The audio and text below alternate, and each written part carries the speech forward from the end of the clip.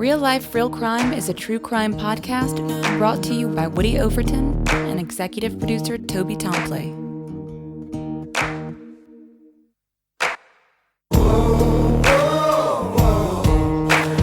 have the right to remain silent.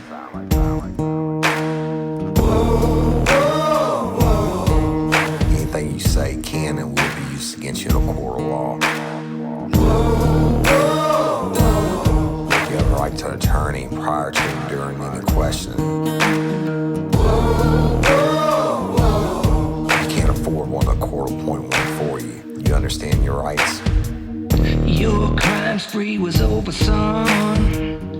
Yeah, you thought you had it licked, but Detective Overton made your sugar turn to shit.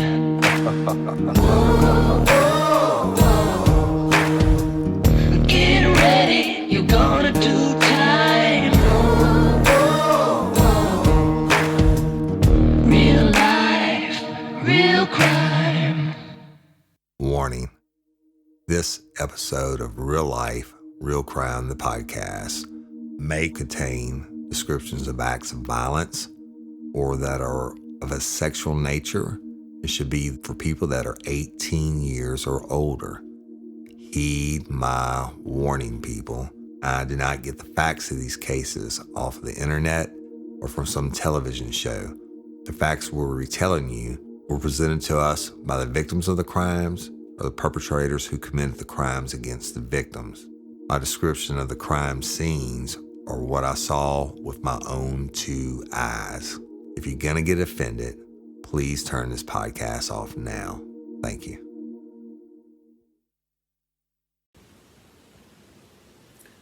Hello, everybody.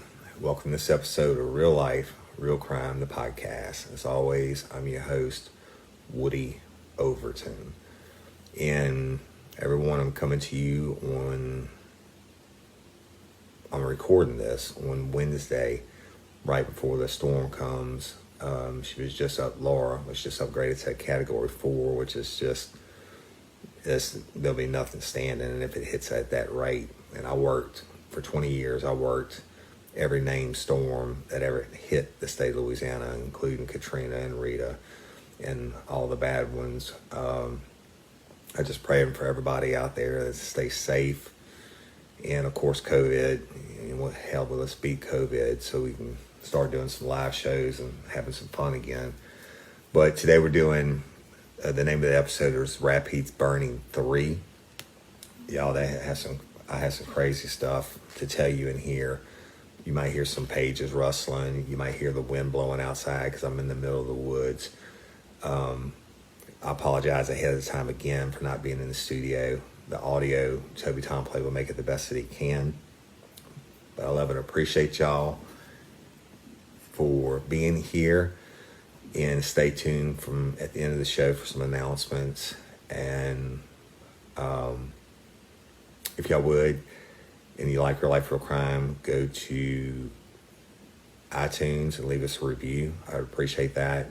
And follow me on Instagram. It's at Real Life, Real Crime, and at Overton Woody. And I'm trying to put some funny stuff up there every day, or just different stuff that's not on the crew page. And real quick, shout out to all lifers who have blown up our crew page. We went from the last couple of months, I think we added another 6,000 plus people. And we're over 24,000 people in our private group on Facebook. If you're not a member, send us a request and we'll get you approved. Thank you to all the lifers who have invited all the other people. 24,000. That's a lot of people, y'all, in your private group. So we're proud of that. And I want to thank each one of y'all for having taken the time and invited all those people. So that being said, Rapids Burning. Let's get started. All right.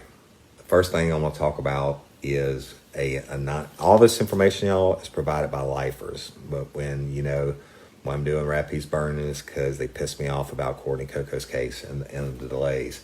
So I asked all lifers to send me all the information on the cases that they have. This is personal information. And if you listen to part 1 and 2, you know where it's been going and how it's been going.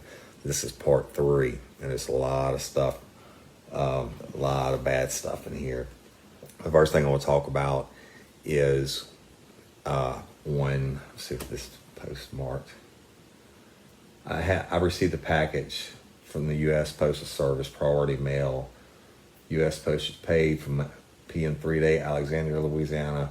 They charged them $7.75. Of course, there's no return address on it. And y'all was going to post this, but I just can't because there's criminal allegations in it, and it's specifically against the Rapides Parish District Attorney's Office.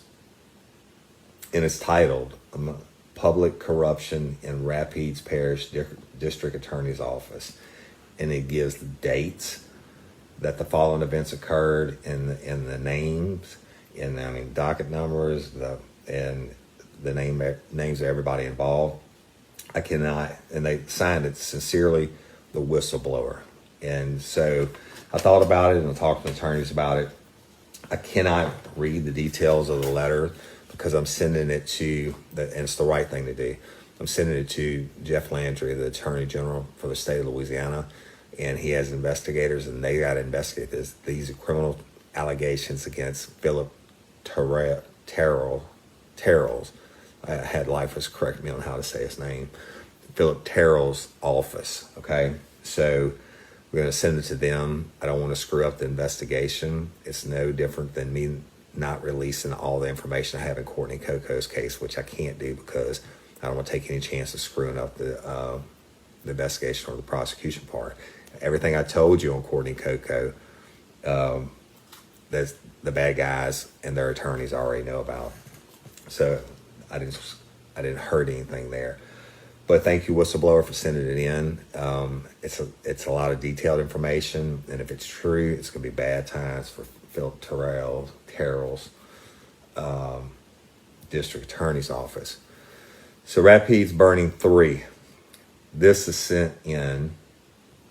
I don't know who it was sent in by, but this is an excerpt, if you will, from KALB. So I need to read this to you. It's pretty shocking. It says the Rapides Parish District Attorney's Office has dismissed 49 counts of pornography with juveniles and amended a 50th count of pornography with juveniles to obscenity, second offense, in a plea deal for a case dating back to March 2015. Terry Lee Adams Jr., 49, of Tioga, was represented by George Higgins. The case was being prosecuted by Monica Doss with the District Attorney's Office. Upon his arrest in 2015, bond was set at $125,000 per count. Adams pleaded not guilty in November of 2015. According to court records, a trial for Adams was rescheduled 4 times. On Monday, upon a motion by the District Attorney's Office, the Bill of Information was amended to obscenity, second offense, in lieu of pornography with juveniles. Adams withdrew his plea of not guilty to pornography with juveniles and entered a guilty plea to the lesser offense of obscenity, second offense. In return, the District Attorney's Office dismissed the remaining pornography counts. Judge Mary Doggett, I think it is, Doggett, sentenced Adams to pay a $1,000 fine and $495 in court costs. If he defaults, he will have to spend 30 days in jail. News Channel 5 has reached out to District Attorney Philip Terrell about the plea deal and why the charges were dropped. He said he would check with Doss. Okay, so let's talk about that.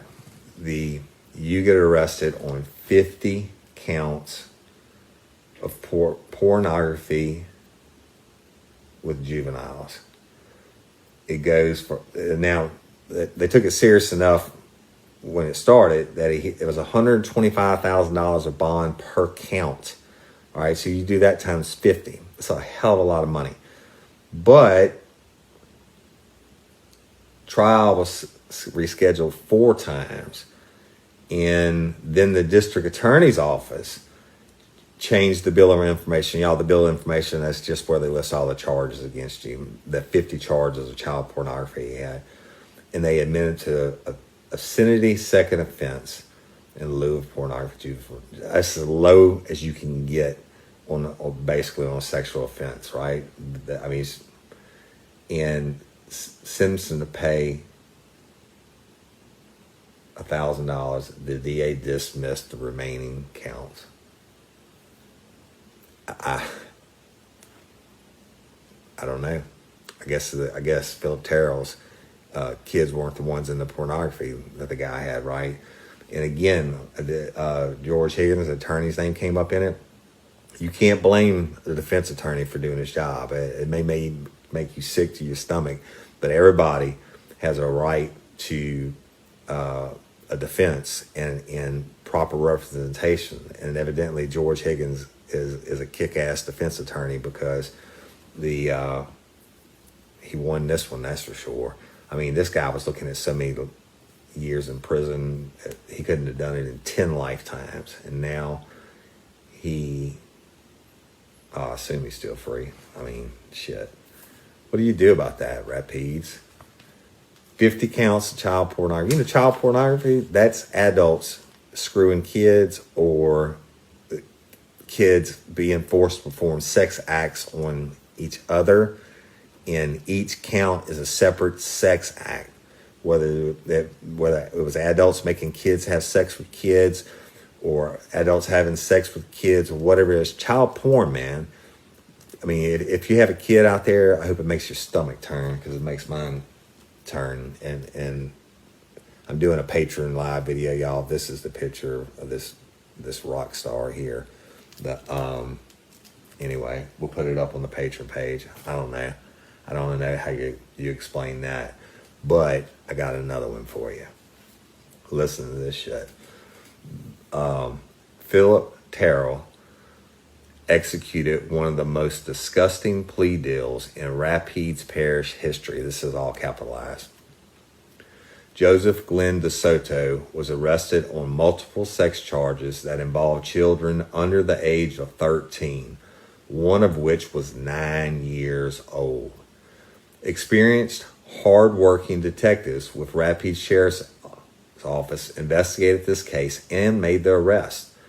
The charges included 7 counts of aggravated incest, 4 counts of sexual battery, 3 counts of indecent behavior with a juvenile. DeSoto was also arrested on 6 counts of possession of a firearm by a convicted felon and 1 count of intimidating a witness. At that time, the felony gun charge alone carried a minimum of 10 years in prison for each count. After the case was pending for over 3 years, Mr. Terrell's office gave DeSoto the deal of a lifetime. Mr. Terrell dismissed all sex crimes and gun charges, allowing DeSoto to plead to no contest to a minor drug charge and get 1 year probation. All right, let me talk about this because I'm about to puke. Okay,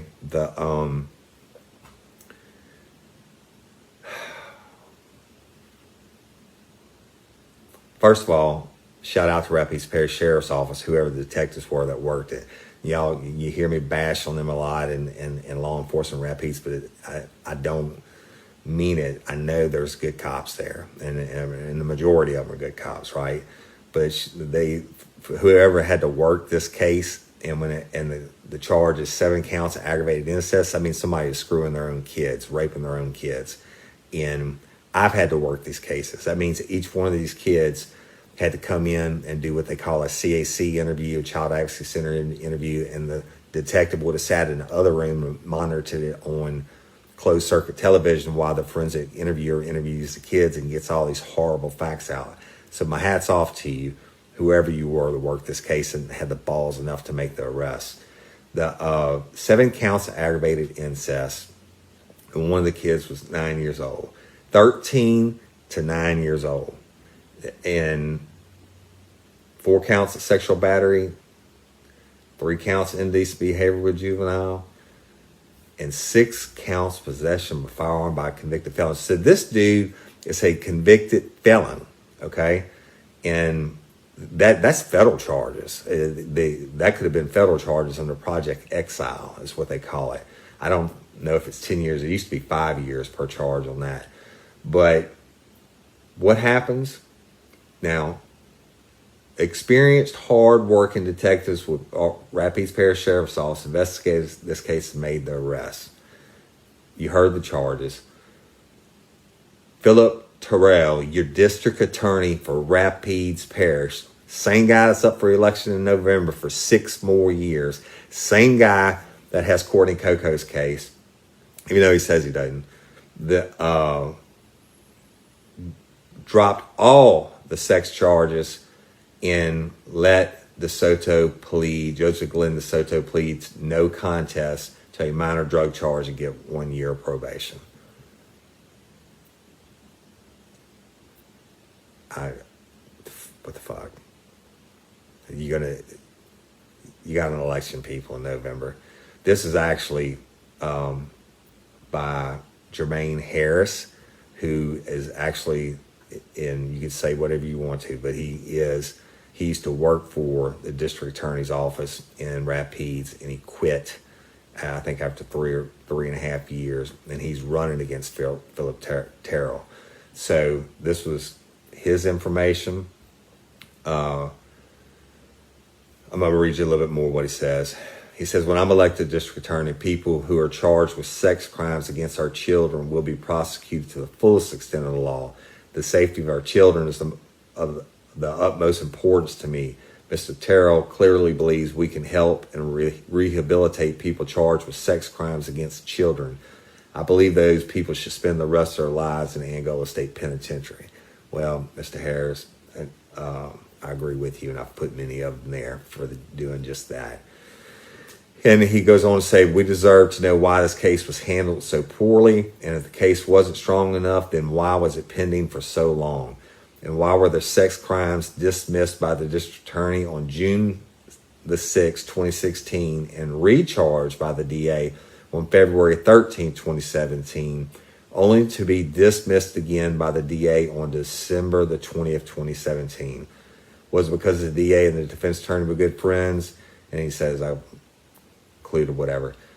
I included the attorney and his son's campaign contributions to Mr. Terrell. Were the sex charges dismissed so the case go to PTI, y'all, as pretrial intervention? It would not have been the first time that a sex crime defendant was allowed into PTI under Mr. Terrell's administration. We deserve answers. Well, Jermaine Harris, I agree with you. The people of Rapides deserve answers. I can tell you that much. I mean, I don't know. They didn't make these arrests, y'all.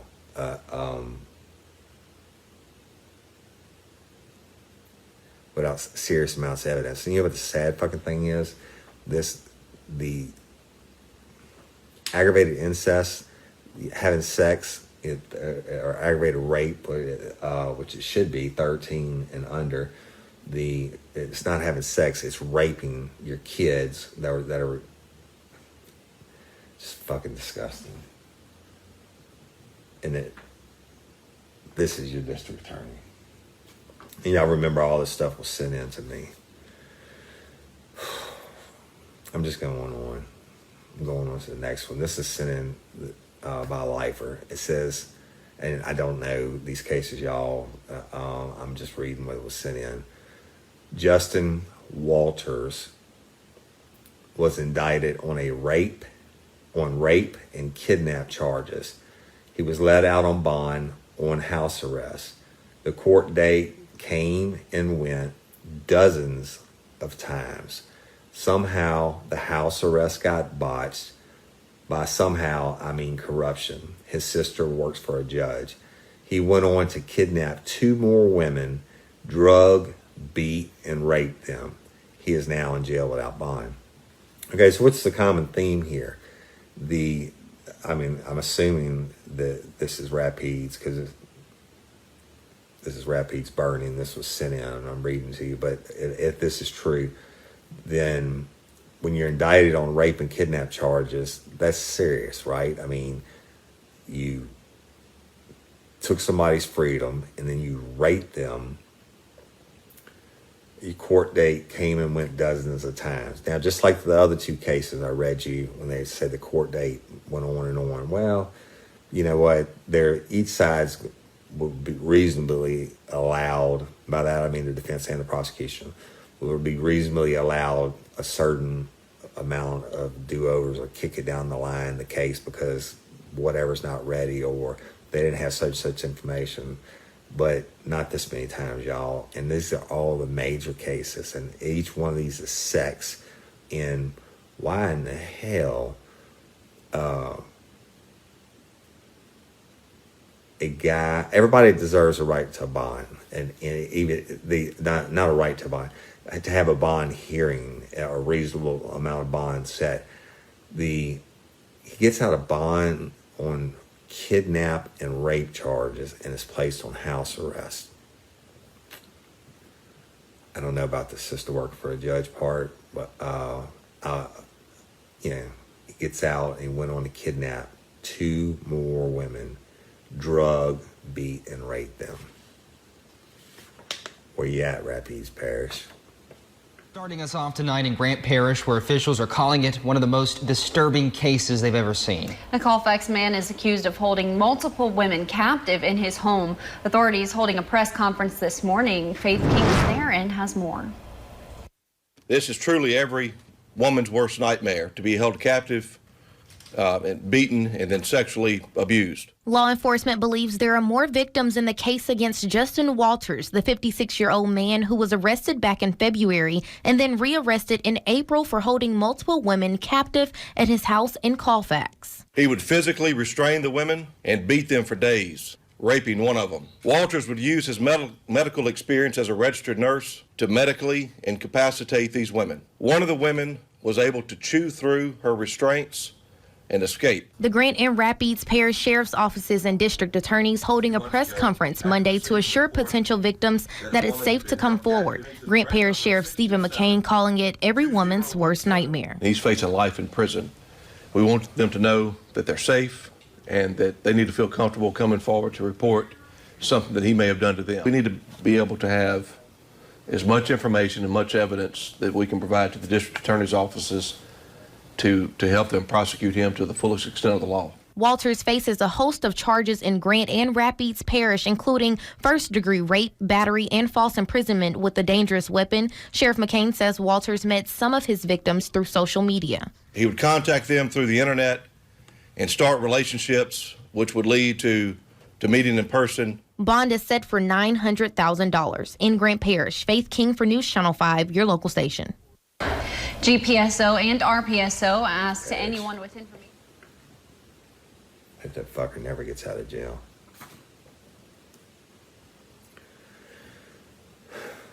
The next one says,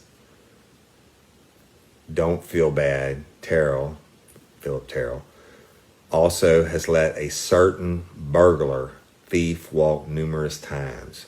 Michael Haggard has broken into my house 3 times, caught on video, caught breaking into numerous other homes, but Terrell still refuses to prosecute that piece of shit. I don't know if that piece of shit is the Michael Haggard or Terrell they're talking about, but it's 3 times on video. I mean, again, the sent in, I'm reading it. I didn't make this shit up. I'm not from Rapides Parish. But I guarantee you the motherfucker broke into my house 3 separate times, like on Hell or Jail. If so much came back in my house again, he wouldn't have to, if he did it twice, he wouldn't have to worry about doing it a 3rd time. So this guy, or this person, this lifer says, don't feel bad. Terrell also let a certain burglar thief walk numerous times. Michael Haggard broke into my house 3 times, caught on video. Where you at? Where you at, Rapides? That'll make your ass burn. And that's not even a rape case, right?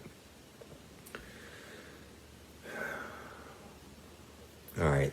Next one sent in is Curtis Lacombe, Lacombe. It says, Curtis Lacombe tried to pay 3 people to murder the lady he had been with for years and 2 children together, and he got 0 time and only got 3 years probation. His daughter is the one who had to find the messages with the details to have her mother killed. So what's going to happen when he snaps and kills her?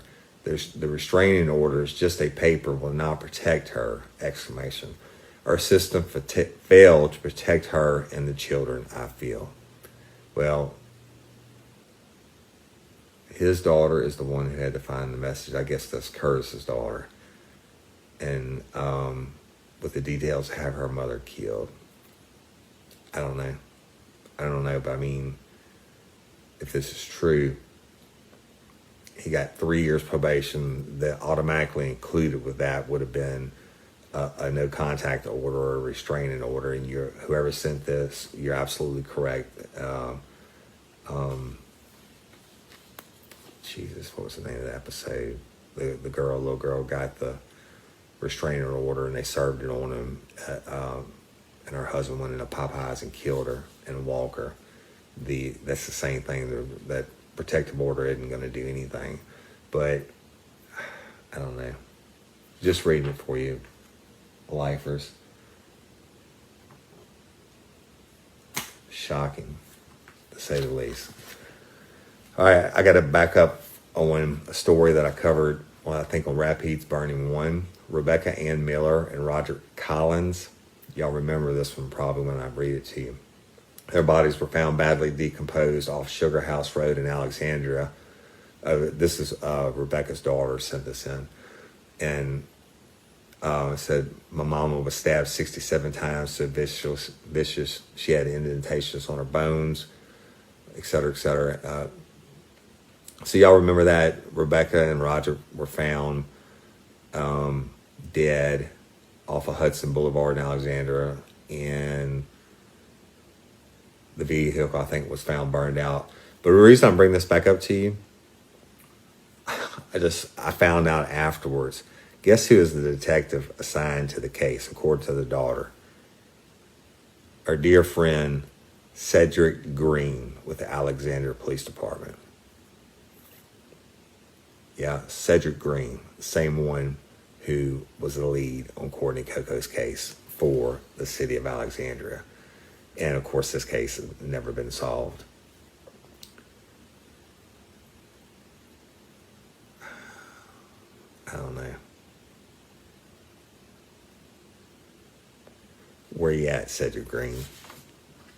This is the daughter also says she can't get any contact back from him or whatever. It's like, I guess he figures out of sight, out of mind. I don't have to do my job or whatever. This next one is Charles Patrick Finn. The mother, Phyllis Finn, is very distraught. She said Charles' death is a homicide, but drugs were involved, so everything was just dropped. Charles Chuck Finn, they called him Chuck, Finn was brought into an ER by 2 unnamed men, and they left, and he suspiciously died, was murdered. Miss Phyllis, I'm sorry. I don't know. I mean, did they rule it an overdose? I mean, the trend is now on, and I can remember when we did the first case, the trend is now, because of the opioid epidemic, they go after the dealer. If you OD and they can find out who sold you the dope, they charge you second degree. They charge them with second degree murder. And I think it was like 2006 we did the first one of those in Livingston Parish and got the conviction. And I know of a lot of people that have been convicted since for selling the dope, even though they weren't around when the person was killed. But this guy's brought to, Chuck Finn's brought to the ER, and his mama said well, I guess they probably had video in the ER. Shit, the ER by two unnamed men that left suspiciously, and he died. Well, Rapides, why don't you put that video from the ER of those two guys bringing them in and let people identify it, maybe work the case, find out where he got the dope from, where he at, or I'm sure it was Alexandria PD. Again, Miss Phyllis, sorry for your loss. Yeah, I don't know.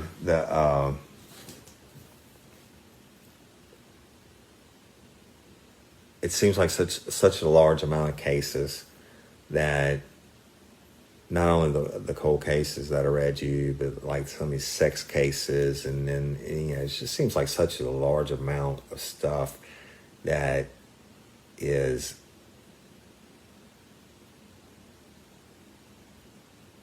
mishandled is would be a nice thing to say about it. I don't know what you say about it. I don't know, other than, again, none of these people that I've mentioned in these 3 episodes were rich, and they weren't politicians or related to politicians, etc. Although the one deputy or ex-deputy from Rapides Parish that they found in the road, and they first were working as a vehicle hit him.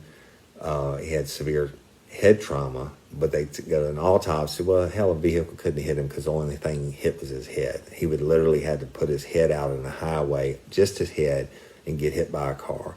So, but still, it's not worked. Where is the responsibility to the victims? And then on top of that, with the cases that are worked by the good guys that make arrests and see that the case is through, like Jermaine Harris said, they got 7 counts of aggravated incest, raping young kids, and plus a bunch of other charges, and it keeps getting continued, and then you drop it down to nothing. I mean, where's the outcry? And there's been a lot of these articles that I was able to go back up and look up after the lifers sent in the different information, right, on these people. And every time they asked the district attorney, you can't get any fucking worse than that. You can, yeah, on murder cases and stuff, but I'm talking about the raping of the babies and him dropping it down. Now listen, that's it says the ADA handles the case, right? The assistant district attorney, and his answer is, "Oh, I have to check with her." That's bullshit. There's very few district attorneys in the state that I know of, except for some of the small parishes, that actually prosecute the cases themselves. There's no doubt about that. They have ADAs who do the grind every day and prosecute the cases, and then you have your top ADAs who will prosecute your higher profile cases. There's no fucking way that ADA was able to cut a deal without Philip Terrell's permission. It is a fact. And he's going to say, "Oh, I'll have to check with her and see what happened." Bullshit. And you know what? On the off chance that you're such a shitty supervisor that you didn't know your assistant district attorney cut the deal of $1 million lifetimes to a guy that's raping his own kids, then you shouldn't fucking be in office anyway. If you have such a lack of oversight of your people that you didn't know, but I beg to differ. You know as well as I do, there's another reason for it. So where does it end, people? Of Rapides. I mean, I don't live in Rapides, thank God, but I am doing this because the same kind of shit. I'm waiting every day on justice for Courtney Coco, and I can't tell you what I know, but I know at some point it's going to have to come. And then if I could tell you that I think it's being delayed to after the election, well, then I would tell you that, but I can't tell you that. But I can tell you this bullshit. And if I was in Rapides, I'll tell you something, my grandfather was the district attorney for East and West Feliciana Parish for over 30 years until he retired. At the time, he was the longest running district attorney in the state of Louisiana. My other grandfather, my dad's dad, was a judge Okay, he died literally, had a heart attack crossing the street from the courthouse to his office. And he was a judge to the day he died. They would be flipping in their graves. All right, this is bullshit. You don't have to put up with it, people. Stand up. It's your right to go and kick these assholes out of office, man. There's no excuse for it. And I'm not going to let Courtney Coco go. And I'm going to keep burning rapids. You wouldn't have this on you right now. I wouldn't be sitting here doing this had the job been done in Courtney Coco's case, because I'd have moved on to something else. It's ridiculous. And then I'm going to read this one, because this one, I have to read this. Especially y'all know about it. It's just blown up in the news again, etc. But I have a one-liner from an eyewitness that's not listed in any of this stuff that I'm going to tell you at the end of the story. You think you've heard the story, but I'm going to tell you at the end of the story what you're dealing with. And this is about the homicide of Thomas Coutee, Coutee. So I'm going to read it to you. Just bear with me, and there's a reason for it, okay? Thomas Coutee Jr. was fatally shot in the chest in an Alexandria Walmart parking lot on September the 8th. The suspect, his estranged wife, Kayla Giles, was arrested and charged with second-degree murder in the deadly shooting. The investigation into the shooting is still ongoing. Here's what has been uncovered so far. And this is from the Town Talk, y'all. Then I'll put the lifer stuff. I had a ton of lifers send this case in, especially like in the last 2 days, but I had it before. Who was the Walmart shooting victim? Coutee was a welding instructor at the Central Louisiana Technical Community College and an all-terrain vehicle racer. In March, Facebook post about an event promoting career and technical education on high school students. Coutee said teaching was his true passion and career, and I'm glad I chose this path in life. Coutee met his wife on September 8th at Walmart to pick up his 5 and 7-year-old stepdaughters so they could come to the Chuck E. Cheese birthday party of the 2-year-old daughter he had with Giles. Or Giles, I don't know. Instead, he was allegedly greeted in the Walmart parking lot by a gunshot in the chest from Giles. When the police arrived to the scene at 11:15 a.m., Coutee was found on the ground. Despite attempts to revive him, Coutee died at the scene of the crime. Witnesses claim that CPR was performed on Coutee before the firefighters and Louisiana State Police arrived on the scene.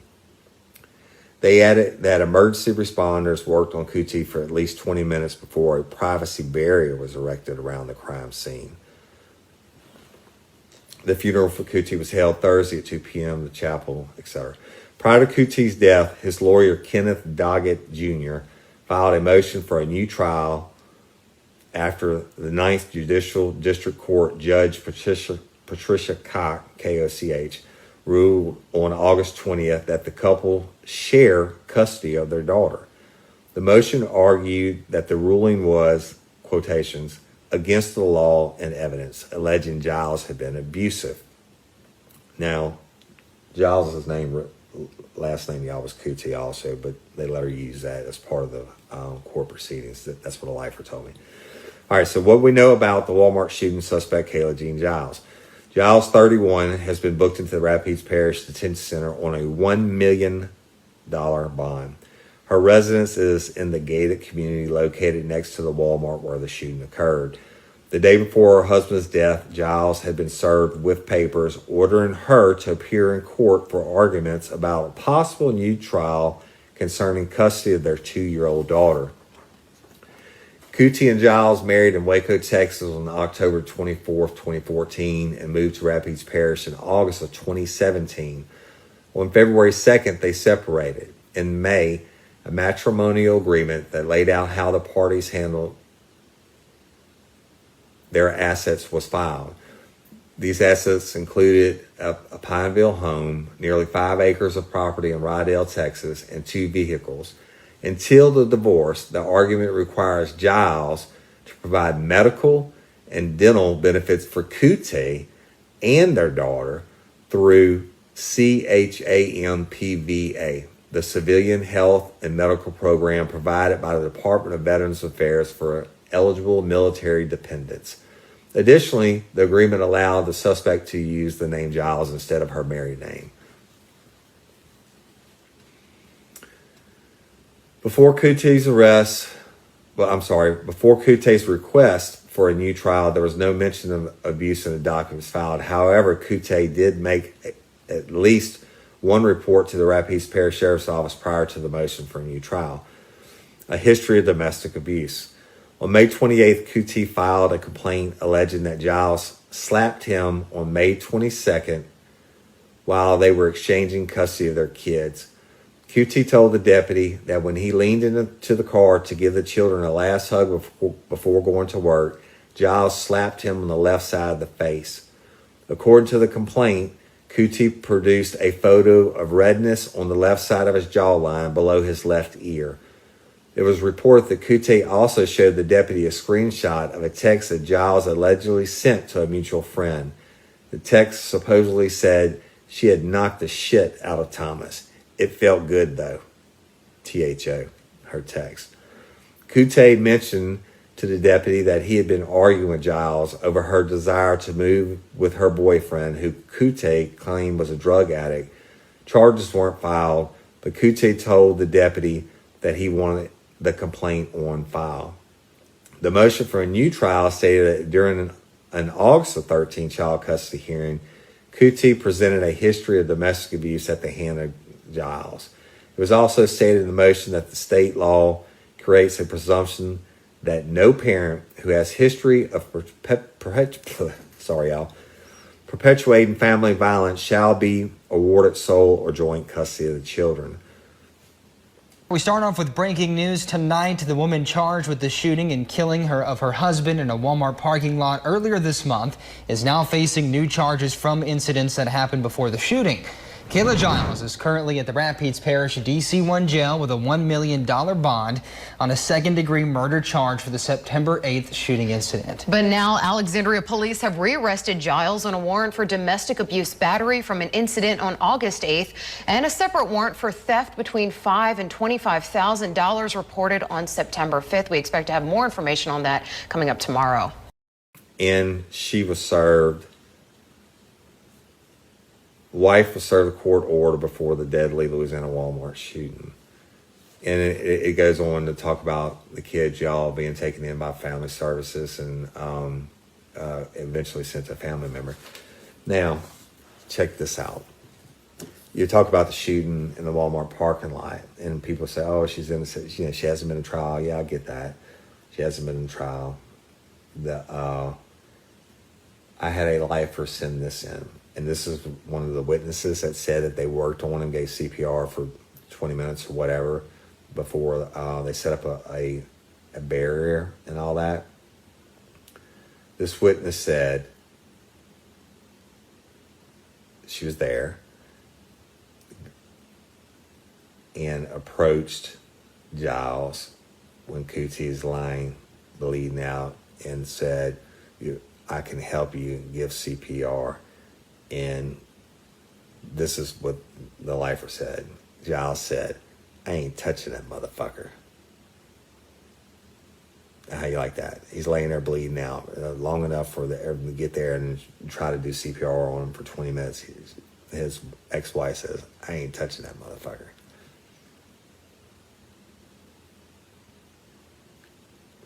Figure that one out. But this is why it became so big in the last couple of days. And I'm going to read you this. This is just outrageous. Oh, y'all, supposedly she's dating, living with and dating a police officer now. She's out on bond.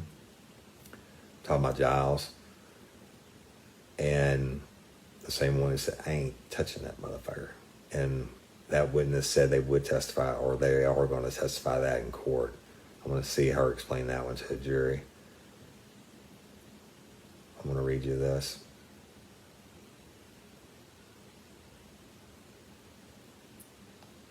And this is about Kate, our friends at KALB. And then actually they're not any friends of Real Life, Real Crime at KLB. I can promise you that. Okay, so August the 24th from KLB at 4:07 p.m. Kayla Giles, the Alexandria woman charged with second-degree murder and obstruction of justice for the September 2018 shooting death of her estranged husband in a Walmart parking lot, wants to open a daiquiri bar. Now, lifers, if you're not from Louisiana, we're fortunate enough here where you can have drive-through daiquiri bars or just regular walk-up daiquiri bars. And, you know, everybody loves a daiquiri, right? Daiquiri bars might have 20 different kinds of drinks, and they're cheap and they're fun and all that. But Kayla, let me go back and read it again. Kayla Giles, an Alexandria woman charged with second-degree murder and obstruction of justice for the September 2018 shooting death of her estranged husband in a Walmart parking lot, wants to open a daiquiri bar. Giles is currently awaiting trial for the death of Thomas Coutee Jr. The trial, which was supposed to take place in May, has been continued until May of 2021 due to COVID-19 delays. On August 11th, according to Louisiana Secretary of State records, Giles filed for an LLC in an effort to open a daiquiri bar called Luna, that's L-U-N-A, Daiquiris LLC on Highway 165, Glenmora. That's in Rapides Parish, y'all. State records reflect that Giles' title would be Manager Member. A website for the proposed business notes, we are applying to the Office of Alcohol and Tobacco Control of the state of Louisiana for a permit to sell beverages of high and low alcohol content at retail in the parish of Rapides at the following address: 12490 Highway 165 South, Glenmore, Louisiana, 71433. A public records request filed by News Channel 5 with the Office of Alcohol and Tobacco Control reflects that a liquor license under Giles' name or that business has not yet been secured as of last week. Giles is currently out on bond, according to an order set by Judge Greg Beard. 2 conditions of her being out on bond include abiding by a curfew and not visiting bars or casinos. A gag order remains in place for all involved in the case. A series of motions still yet to be decided in the case of Kayla Giles have been reset for August 5th. Giles is the woman charged with second-degree murder and obstruction of justice for the September 2018 shooting death of her estranged husband, Thomas Coutee Jr., in an Alexandria Walmart parking lot during a custody exchange. She claims it was self-defense. The motions were supposed to be heard back in April, but due to the COVID-19 pandemic, they were continued without a date. The pandemic also halted a scheduled May trial. There's no word yet on a new trial date. Giles is represented by George Higgins and Rocky Wilson. The Attorney General's office is prosecuting the case. News Channel 5 reached out to the town of Glenmore for a comment about the effort to open the daiquiri bar. We received a statement from the town's attorney, and basically all the statement just said they hadn't had a hearing on it yet.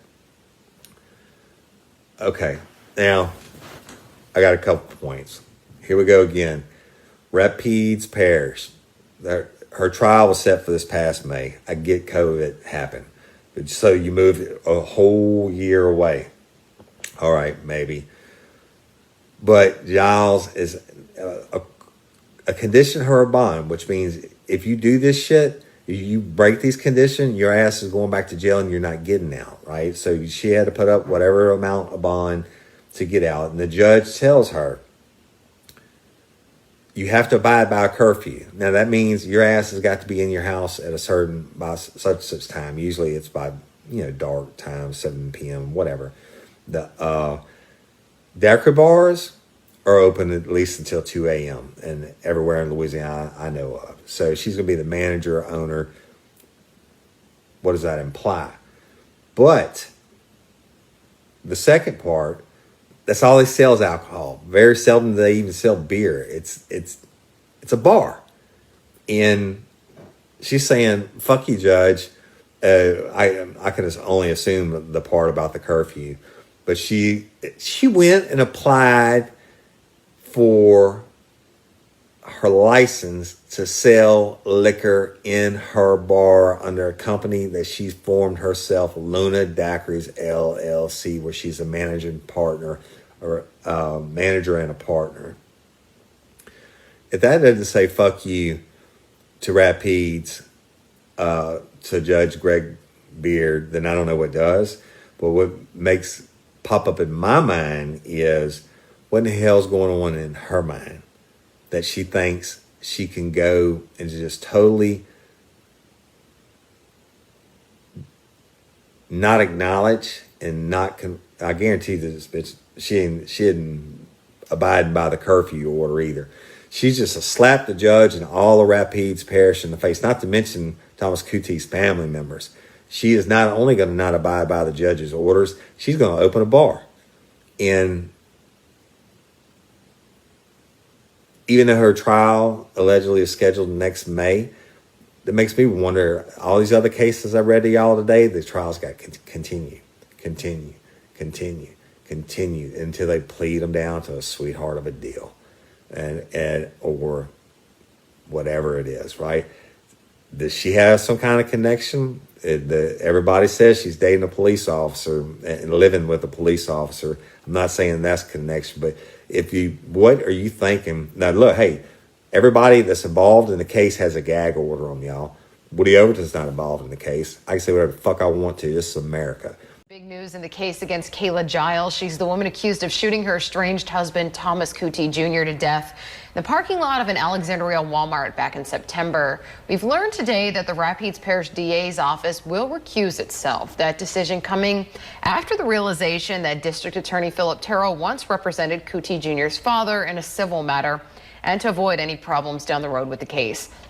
Giles' attorney, Paul Carmouche, has already agreed to that recusal, so the Louisiana Attorney General's office will now take over. There's no word yet which attorney with that office will take on the case. A little bit of a surprise today. I was just going to say that kind of came out of nowhere. Yeah, so there's been so many motions filed by Paul Carmouche that, haven't been really working out in court. Among them, recusing the judge, trying all these different things.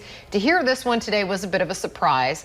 Then, though, when you look at it in retrospect about how messy this case has essentially already been, I can see why they don't want to dabble into having any more of these things pop up.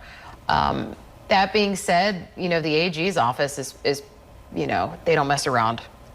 So true. I mean, we saw that a few years ago with the Jeremy Martis case. Yes, when they came in. There were some obvious potential conflicts of interest with the Avoyles District Attorney's office. Sure. And they came in, and who's the prosecutor? John? That's Sinkfeld, and there was one more. Yeah. Sinkfeld, known for Derek Todd Lee. I mean, so these are prosecutors there who have a lot of weight on their belt with what they've been dealing with. Right now, no indication that this will change venue. This is going to stay with Judge Beard.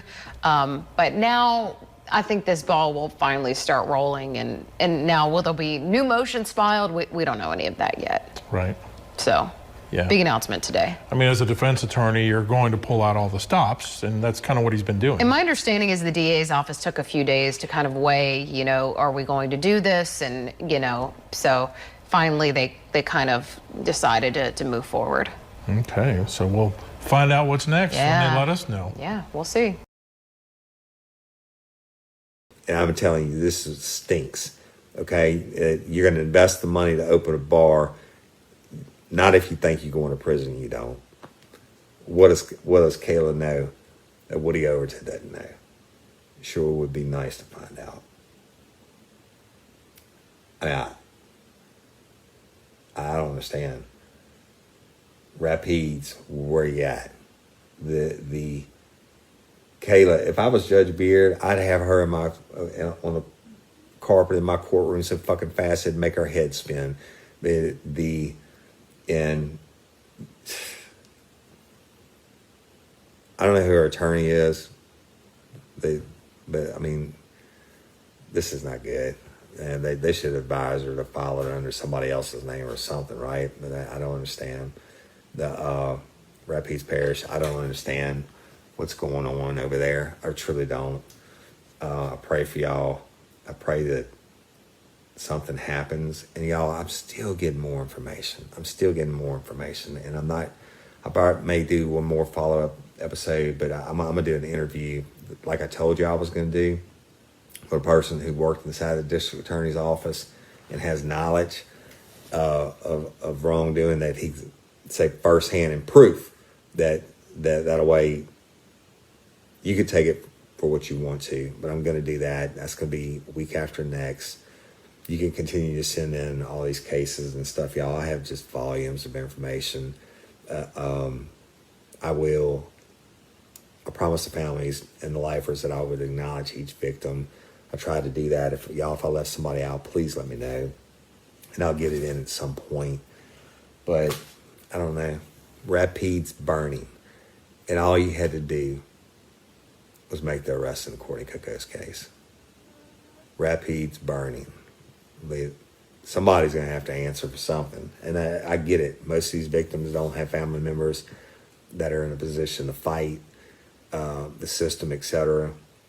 It's all right. But I mean, at least we got your people mentioned, and hopefully something will get done. To me, Rapides is burning. I mean, I don't know how else you would describe it with all the shit that's going on. I read it to you. This is my 3rd episode on it. So in 2 weeks, I'll conclude Rapides burning. And I love and appreciate each and every one of you. It's a hell of a story to tell. I don't get it. I don't know how you live there and stand for it. And I know a lot of lifers have said we don't stand for it. You know, a lot of them didn't know all the stuff that was going on. I guess you got good people who just are never affected by crime, right? And they go to work and they go to church and they raise their families, and, you know, they live in the American life. But hearing all this, and it happened right there in your parish, you know, something's not right. It goes way back. And I don't know. But 2 weeks, you'll have an interview. That'll be an eye-opener at least. But I appreciate you all listening. Thank you, lifers. Look, if you can't be a patron member, I get that. And lifers, you're still supporting me by helping Real Life, Real Crime grow. Share, we're growing exponentially, and I appreciate that. Y'all are sharing with people all over the world, all over the United States, certainly all over the state of Louisiana. Please continue to share. And lifers, I'm in a position where I'm able to add commercials to the show now, which helps cover some of these expenses. And so you are helping, even if you can't be a patron member and you listen to the regular episodes and you have to sit through the commercials. I apologize about that, but that's part of doing business. So I appreciate y'all so much. I would not have a show if it wasn't for the fans. I wouldn't do it. Never planned on doing a podcast. It happened by accident, but I'm not going to stop now. So I love and appreciate each and every one of you. Again, Instagram at realliferealcrime.com, at Overton Woody. Facebook, we have a ton of pages, but the big one has over 24,000 members. That's Real Life, Real Crime, Friends, Fans, and Crew with K, Krewe. And then social media, like the YouTube channel. Y'all check it out. I'm going to start posting some more videos to the YouTube channel again, like I've done in the past. Just give us a like, give us a follow me on Instagram, like us leave a rating on iTunes, and I appreciate you. Miss Barbara Blunt's case, keep them coming.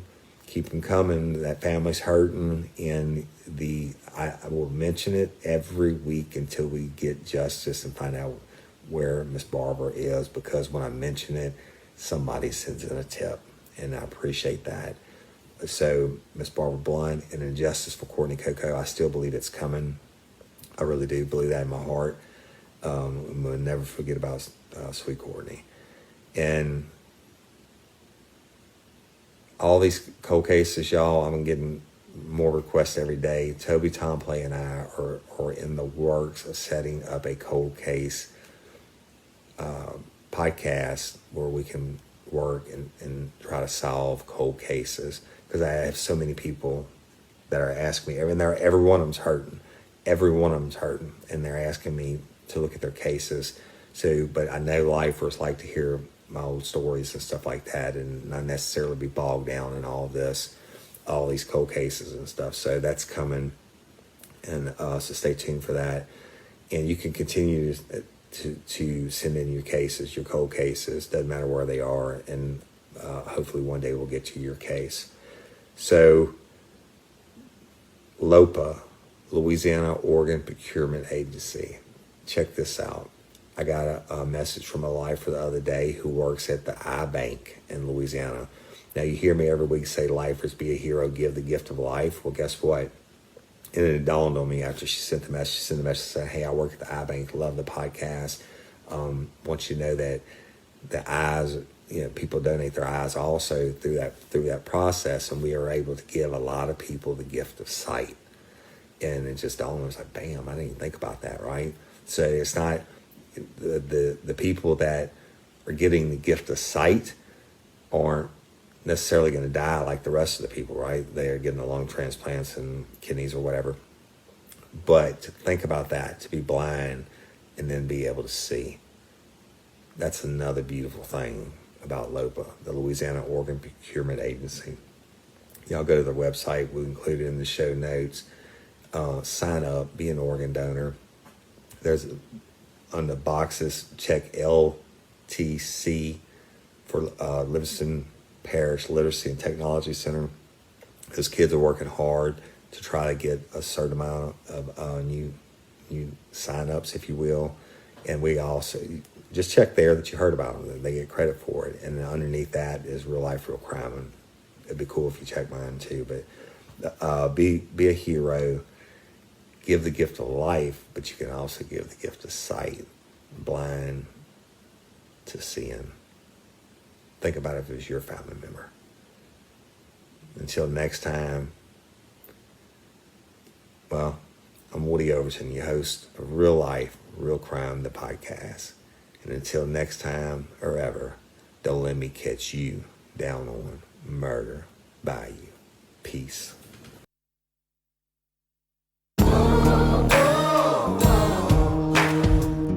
Get ready, you're gonna do time.